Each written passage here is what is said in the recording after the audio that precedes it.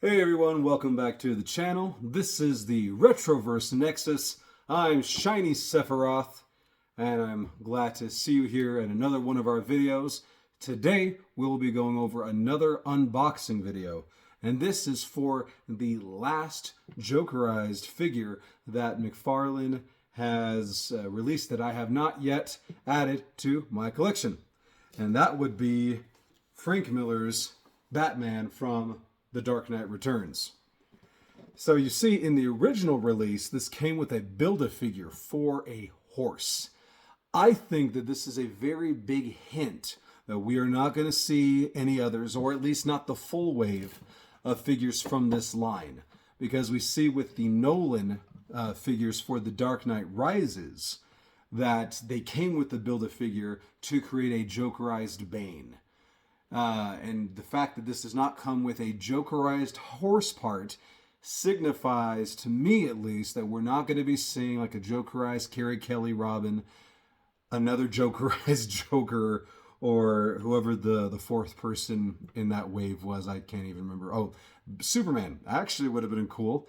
A Dark Knight Returns Jokerized Superman. But, of course, all of that would have been overshadowed with a freaking cool Jokerized horse. I would have loved that. It's a real shame that we're not going to see it. But I mean, it's never too late. Maybe we can still have this this whole wave released, and I don't know. The horse is released as a separate standalone mega fig. I don't know. I would buy it. I definitely would buy it.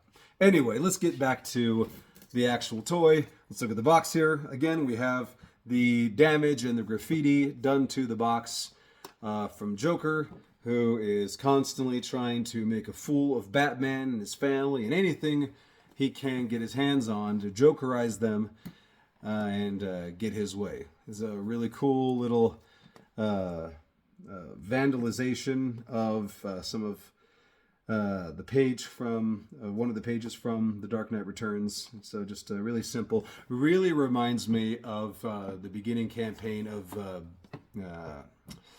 I don't think it was BVS. I think it was Suicide Squad, Ayer's Suicide Squad from the Snyderverse, wherein we saw things that were vandalized by the Joker, including Robin's costume, and then just that whole campaign where they were promoting Leto's Joker for Suicide Squad, which I will say, I know I'm in the vast minority and I'm going to anger a lot of people saying this. I liked Leto's Joker. I thought it was good.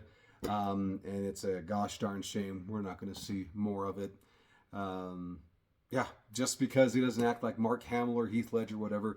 That is a Joker that exists in the multiverse, and that's the way he acts. I thought it was interesting, and it was a fun portrayal, seeing a Joker like that, which he still had elements of many different Jokers. He had that gangster vibe from The Dark Knight Returns. He had a little bit of that deranged vibe that sometimes we saw from both Hamill and Ledger. I didn't see a lot of the Cesar Romero, but I guess you could also say some of his serious moments could be like Jack Nicholson's Joker. But anyway, that's neither here nor there. We're here for this figure. So let's go ahead. And for those of you who haven't seen any of my videos before, I am not an inbox collector, but there are some boxes that I keep for myself that I like. I like these boxes, so I'm going to extract the toy from it to try to do as little damage as possible to the box, and keep the box in a little display where I'll have all the Jokerized boxes. So for here, for those who don't know, there are these little tabs that with slits. You can see right here, these little slits right here, and sometimes they get caught. Yeah, this one here, the flaps on the inside. So I get the dull part of my knife over here, kind of lever it up, and we are good to go. Let's go ahead and take the shell out. We'll put that to the side for now so I can extract the cards. Oh, Okay, this is different than the last video. In the last video, the card holder was put inside of the same plastic that holds the card and these cards in place. I personally, in the last video, you saw me struggling a little bit to take this thing out. So I'm very grateful that that wasn't the case here. And, it was just here in the figure shell. So all I need to do now is a slight peel of the plastic around here so that I can try and extract the cards with as little damage as possible. I think this is going to be, yep, the path of least resistance right there. We got our card. So basically, I mean, it's the same drawing from the back of the box, but it's vandalized differently. The ha-has are in different places. The mouth is Jokerized with the purple lipstick, and there's no X's on the eyes. So kind of cool. It's different, and the same little design that you see here is placed here on the corner of the card. So that's neat. Did some extra work that wasn't needed, and I appreciate that work. So let's see if I can extract the playing cards without doing a lot of visible damage when I put everything back in place. Playing cards are out. Puck, a stand with the Dark Knight Returns bat symbol on it. I think that looks pretty dang good. Can't see any damage there. So once I extract Batman from there, I will place it back. So let's go ahead and use the knife to cut some of the scotch tape and this other plastic that is holding the figure in place. Right here we have his batarang that is attached to a cord that kind of can work as a lasso. So that would go on his side or whatnot. The main release of this, I do have this on his utility belt somewhere, or I think it's wrapped around his fist. And the batarang I have kind of hanging on the side as he rides the epic horse that, well, of course, we're not going to see from this line. All right, for those of you who are familiar with these things, they come with little plastic cords that keep the figure in place. See if I can do a decent extraction without going from the back. And be careful, do not do this if you're a kid and you're watching this, do not do this without parental supervision, because it might flip and you might cut yourself, poke out an eye or something. Do not ever open these boxes, especially with sharp knives, without parental supervision. If we do happen to have anybody who is a child watching the video.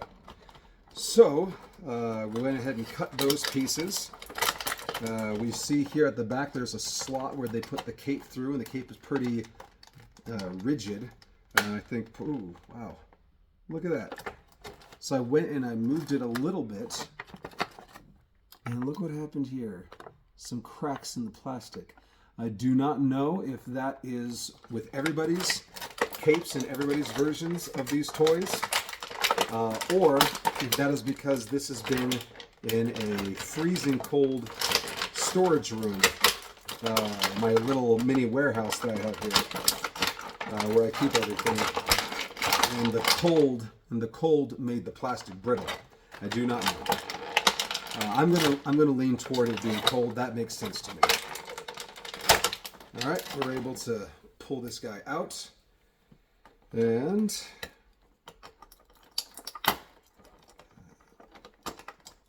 pop. Pull out the little extra fists. I don't think I'm going to use them. Oh, maybe I will, so he can hold on to his bat. Actually, I don't know. Because of the way that my display's set up, I might not have room. I'll see. So we have this right here. Let's go ahead and place the shell that was holding the figure back in. Looks pretty good to me. I'm going to go ahead and slip this box back in here. Tab out of the way. Slide. And there you have it. Looks pretty good to me. Fantastic. Will look really good in the display that I'm creating for these boxes. Let's go ahead and look at this card here. Let's see what they decided to add. There's not very many variances for this character, specifically from The Dark Knight Returns, so I think it's going to be pretty accurate this time. Real name, Bruce Wayne. As a child, Bruce Wayne watched as his parents were brutally killed in Gotham City's crime alley. Traumatized by their deaths, he devoted his life to becoming the world's greatest weapon against crime, the Batman. He's a master detective and an expert martial artist. This is the exact same thing that we read before, but his greatest weapon is his mind. Okay, here is where things change. Batman has a plan for every occasion, as well as high-tech weapons, gadgets, and vehicles to assist him in his relentless pursuit of justice. Now, after 10 years in retirement, Batman returns. Bum, bum, bum, bum, bum. All right, so we have that. That will be added to the card collection. We also have these cool playing cards. Somebody online said that they were hoping that they released all of these cards. I don't know if we're going to continue the Jokerized line. He might end it just like he ended the Gray Platinum series, which I felt was a shame. I liked the Gray Platinum series. I have a collection that I do with the grays and the black and whites and the line arts from previous DC lineups that I'll share in a future video. But it is what it is. And so with the fandom whining about these Jokerized toys and complaining and making fun of them all the time, I can see McFarlane also just deciding not to continue on. And we might not ever finish, for instance, we might not ever finish these. All right, so we got a Joker here, 2 of hearts, 4 diamonds, and a 4 of clubs. So, yeah. Got these cards here. Really happy with those. Oh, and I do want to add an addendum to the Two-Face from the Dark Knight Rises movie. There's something with, I don't know if it's mine or with everybody's, but the hole, it wasn't big enough for the stand. And I actually ended up, I have it over here. I tried to slip the peg in, and the peg broke off in his foot and snapped one of the pucks in half. So please be careful when you're doing stuff like that.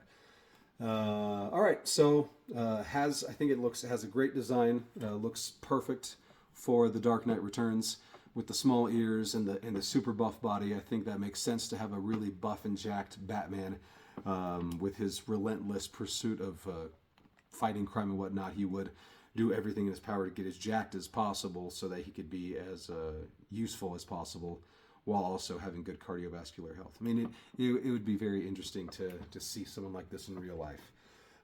So just like with the other costumes that we've seen, as in Jokerized, he put ha ha ha all over it. So you can see here, this time it's written in green. The utility belt is now green. And all of the items that were once black on our Batman are now purple.